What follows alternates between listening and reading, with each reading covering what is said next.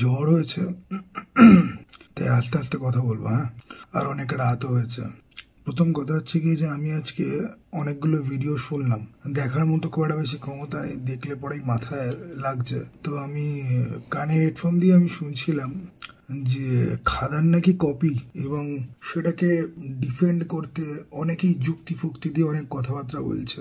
এবং আমাদের এখানে তো জেনুইনলি কিছু ভালো ইউটিউবার আছে যারা যুক্তি বুদ্ধি দিয়ে একটা জিনিসকে প্রেজেন্ট করতে পারে। কিন্তু ব্যাপার কি বলতো, তুমি যদি এরকম একটা লোকের সাথে তর্ক করো যে জানে যে তুমি ঠিক বলছো, তাও সে তোমাকে গালাগাল দেবে। ধরো তোমার সাথে একটা বড়বড়ের যদি দেখা হয় রাস্তায়, তুমি তাকে বিরক্ত করনি, বাট সে তোমাকে মারবেই। ঈশপের কথামালাতে একটা গল্প আছে যে ছাগল জল খাচ্ছে আর নেকড়ে বাঘ ঝর্ণার ওপরে দাঁড়িয়ে জল খাচ্ছে। তো নেকড়ে বাঘ তলায় ছাগলকে বলছে যে তুই আমার জলে তুই এঁঠো করছিস কেন? তো ছাগল বলছে যে তুমি তো অনেক ওপরে রয়েছো, আমি তো আসলে তোমার এঁঠো করা জল খাচ্ছি। তখন নেকড়ে বাঘ বলবে যে দেখ ভাই, কথা বলে লাভ নেই, আমি তোকে খাবই।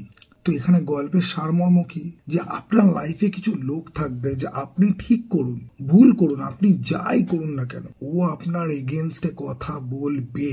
ও আপনাকে দেখলেই ঢিল ছুঁড়ে মারবে, কারণ আপনাকে ঢিল ছুঁড়ে মারাটাই হচ্ছে গিয়ে ওর আলটিমেট ফ্যান্টাসি, ওর অবসেশন। এই ধরনের লোকদেরকে কি করা উচিত? খাদানের মধ্যে ঢুকিয়ে চোদানো উচিত। একদম সোজা কথা, সহজ ভাষায়।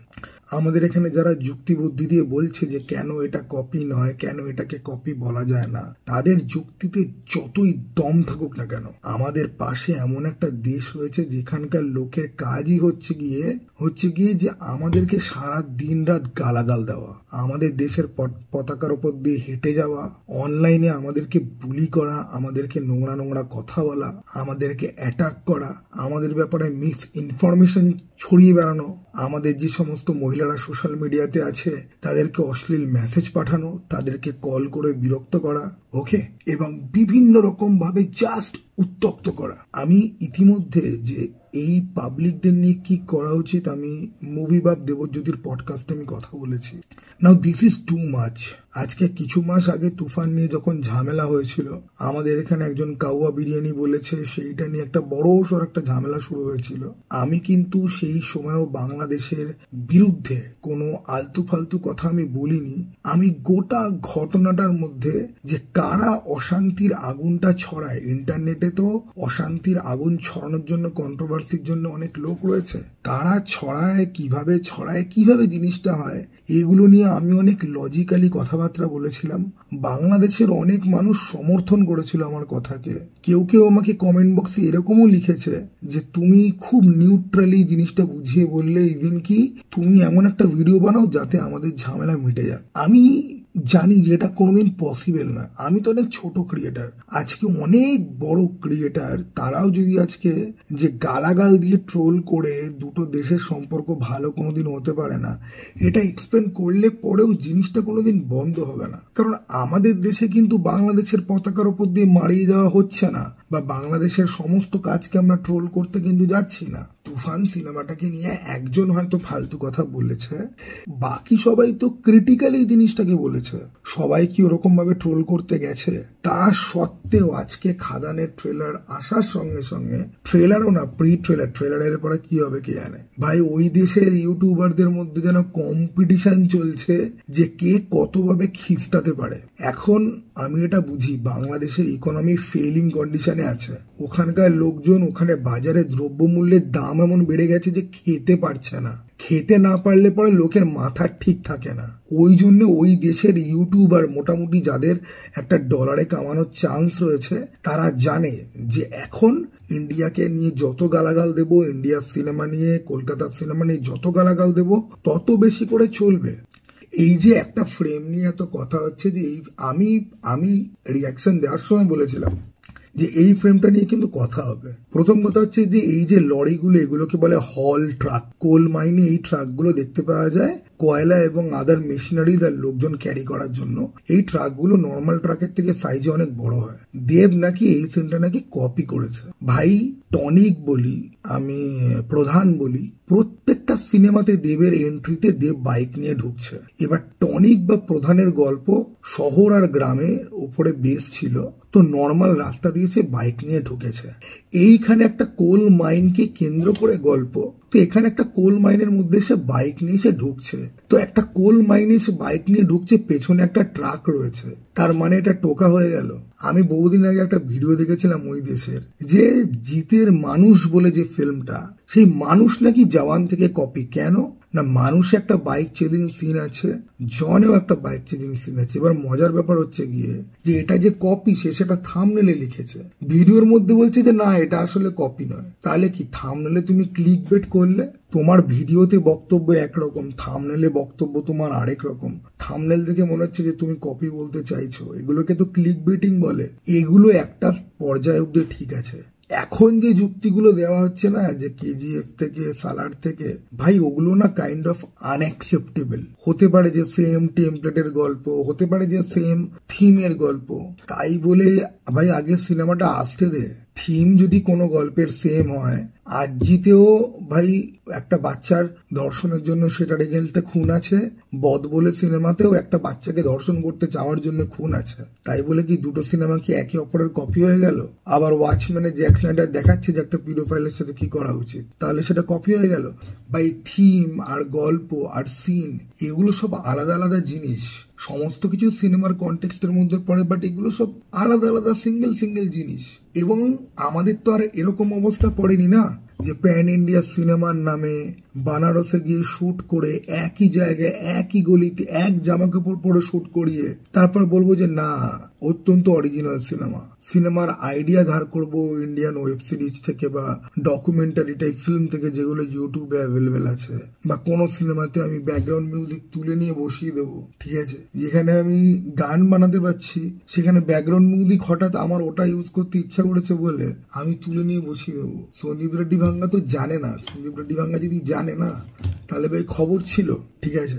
এবং এমন একটা আমি সব সময় চেষ্টা করি সম্মান দিয়ে কথা বলার, তার কারণ যে আমি বুঝি যে ওদের দেশের তুলনাতে ওটাই ভালো যেটা আমাদের থেকে অলরেডি একটুখানি পিছিয়ে আছে।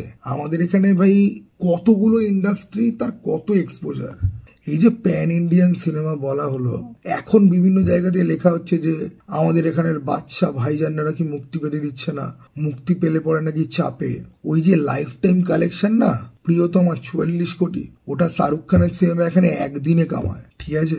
ওটা এখানে ভাইজানের সিনেমা 2 দিন 1.5 দিনে কামিয়ে নেয়। ওকে, তো এই যে ভাই আমাদেরকে গালাগাল দিয়ে, দেখ আমি যতদূর জানি আমাদের দেশে একটা বিশেষ পলিটিক্যাল পার্টি আছে, তারা 2 টাকা করে দেয়, ঠিক আছে, ফালতু কমেন্ট আর ফালতু টুইটের জন্য 2 টাকা করে দেয়। তোরা কত টাকা করে পাস ভাই? এক্স্যাক্টলি কত টাকা করে তোরা পাস? এই যে খিস্তি খামারিগুলো মেরে 4টে আবাল ছাবাল কথাবার্তা বলে, মানে জাস্ট কিছু বলার নেই, জাস্ট কিছু বলার নেই, মানে জাস্ট কিচ্ছু বলার নেই। আর ভাই তোদের কথাতে কেন যায় আসবে বলতো?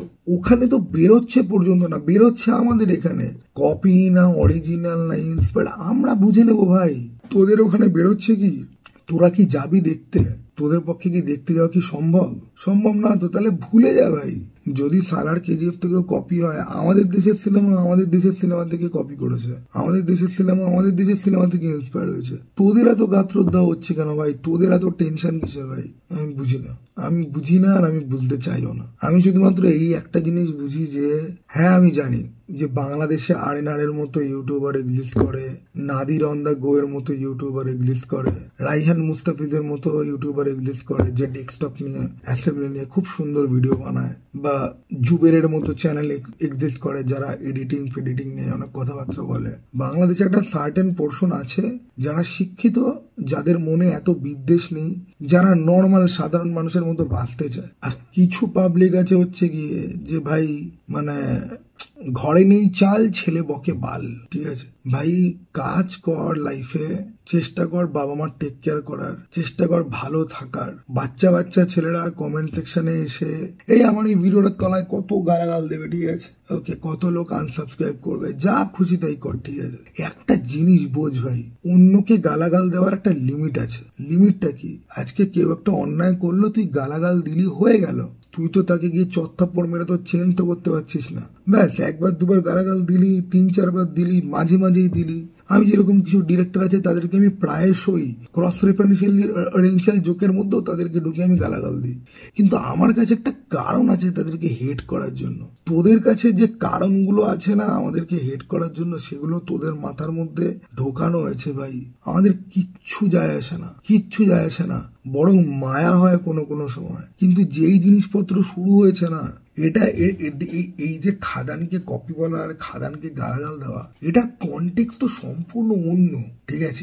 এই যে হেট্রেটটা, এই হেট্রেটটা আসছে অন্য একটা জায়গা থেকে। এসব করে কোনো লাভ নেই ভাই, এসব করে তুই কোনো বড় দাদা হয়ে যাবি না। দুটো লোক হয়তো তোর ভিডিওর তলায় এসে কমেন্ট করবে যে হেভি করেছিস, হেভি ঠুকেছিস, আলটিমেটলি কিচ্ছু হবে না ভাই। ইউটিউবে বসে ভিডিও বানাও তোমরা সবাই, আমিও ইউটিউবে বসে ভিডিও বানাই। টাকা আয় হয় এখান থেকে, টাকা এখান থেকে আয় হয়, কি লাভ হয়? অ্যাকচুয়ালি লাইফে হয়তো অন্য কিছু করলে হয়তো ভালো হতো, আমার তো এটা করতে ভালো লাগে তাই করছি। তোরা যারা আছিস না যে টাকা পয়সার জন্য করছিস বা প্যাশন থেকে, তো অর্ধেক লোক করছিস বলে তো মনে হয় না। সব তো ট্রেন্ডি টপিক নিয়ে তো কথা বলিস, ঠিক আছে? মানে আমি দেখছি, আমি বাংলাদেশের প্রায় 4-5 জন ইউটিউবারকে দেখলাম এই নিয়ে একেবারে এমন লাগিয়ে ফেলেছি যেন বাবার বিয়ে লেগেছে পাড়া, ঠিক আছে? ওটা এখান থেকে সেটা ওখান থেকে। ভাই এত মন দিয়ে যদি পড়াশোনা করতিস তাহলে ভাই তোকে আজকে ভিডিও বানাতে হতো না ভাই। ওকে, এবার বলবি যে তুমিও তো ভিডিও বানাচ্ছ। হ্যাঁ ভাই, আমি আমার অন্য কাজ বাজ সমস্ত কিছু করে ফ্রি টাইমে রাত্রিবেলা প্রেমিকা নিয়ে যে গল্প করবো ফোন করে, ঠিক আছে? তাই আমি ভিডিও বানাচ্ছি ভাই। ওকে, জ্বর হয়েছিল আজকে সারাদিন, আমি কথাবার্তা বলিনি, উঠিনি বিশেষ। বা তামসা দেখতে দেখতে দেখতে ভাবলাম যে ভাই যাই আমি একটুখানি নিই না ভাই, একটুখানি ভিউ আসবে, একটুখানি খিস্তি খাওয়ানি দেখবো, ঠিক আছে? আর জানিস তো তোদের খিস্তি, তোদের অভিশাপ লিটারালি আমাদের খোরাকে পরিণত হয়েছে। খোরাক বুঝিস? খোরাক, just something to just be astonish at. Okay, just look at them, look at those vision mass, লুক এট দোজ বঞ্চিত ভিখারি, ঠিক আছে? পেটে জ্বালা অন্য কিছুর আর সেটার ভরস অন্য জায়গা দিয়ে অন্য ভাবে বার করছে, যেটার সাথে আদপে হয়তো কোনো সম্পর্কই হয়তো নেই। ওকে, আমি দেখেছি ভাই তোদের দেশে খাবার দাবারের দামের খুব খারাপ অবস্থা, খাবার দাবারের দাম বেড়ে ফেলে যাচ্ছে।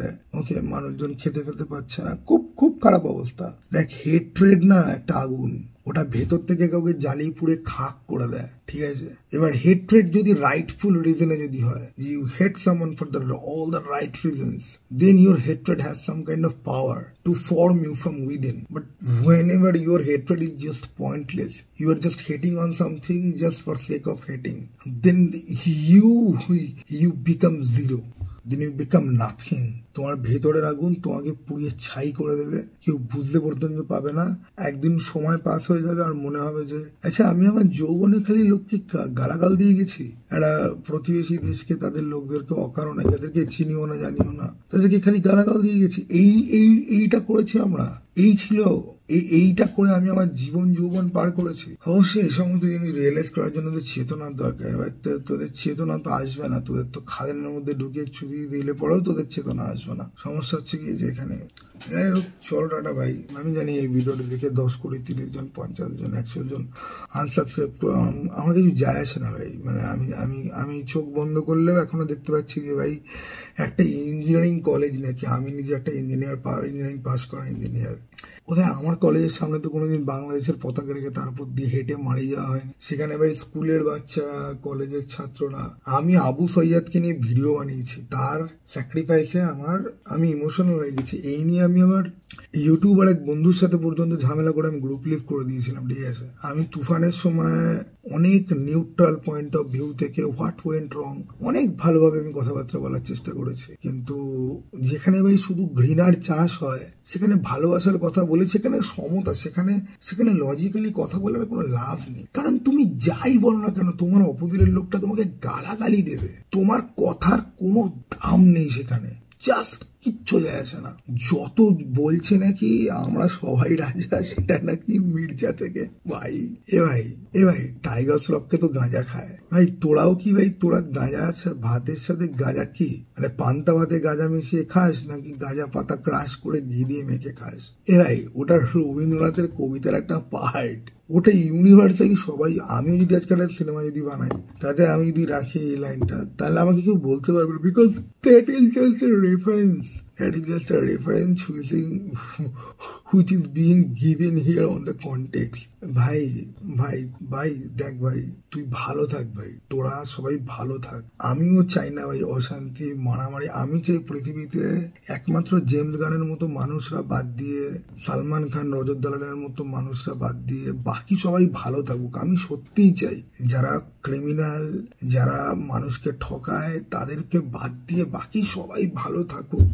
বিকজ এই সমস্ত কিছু না অ্যাকচুয়ালি পলিটিক্স, জিও পলিটিক্স, রাজনৈতিক পলিটিক্স, ঠিক আছে, উস্কানো, ঠিক আছে, সাধারণ ওই যারা কথা আছে, রাজায় রাজায় যুদ্ধ উলুখাগড়ার প্রাণ যায়। This is just blowing out of proportion, যাকে বলে না, যাচ্ছে। আর মায়াও হয়, কখনো কখনো রাগও হয়, কখনো কখনো মনে হয় যে ইগনোরও করতে পারছি না। পাশের একটা দেশ আমাদের ভাষাতে কথা বলে। আমার কত বন্ধু বান্ধব আছে যারা বাংলাদেশি, আমার একটা ভালো একটা ভাইয়ের মতো একটা আছে, তার সাথে মাঝে মাঝে কথা হয়, সে বাংলাদেশ থাকে। এই সমস্ত ভিডিওর পরে তারপর মনে হয় যে এর সাথে কি আর কথা বলবো। ভাই this is just chaos and this has no point. Okay, no point ভাই। এরকম সত্যি সত্যি না একদিন আসবে যে এরকম ব্যবস্থা করা হবে যে ইন্ডিয়ার ইন্টারনেট স্পেসে ওপার কেউ ঢুকতে পর্যন্ত পারবে না, ইন্ডিয়ার কন্টেন্ট দেখতে পারবে না, ইন্ডিয়ার কোনো সাইট অ্যাক্সেস করতে পারবে না। এরকম দিন কিন্তু আস্তে আস্তে করে কিন্তু আসছে। আর এরকম দিন তোমরাই নিয়ে আসছো ভাই, তোমরাই নিয়ে আসছো এই বালবিছি বউকে। যাক, ভিডিও অনেক লম্বা হয়ে গেল, জ্বরের মধ্যে আমি অনেক ভুলভাল বকেছি। হ্যাঁ ভাই, চলো টাটা ভাই, আবার যেন দেখা ভাই। আর সাবস্ক্রাইব করে দিলে দেখা পাবো না, বাই।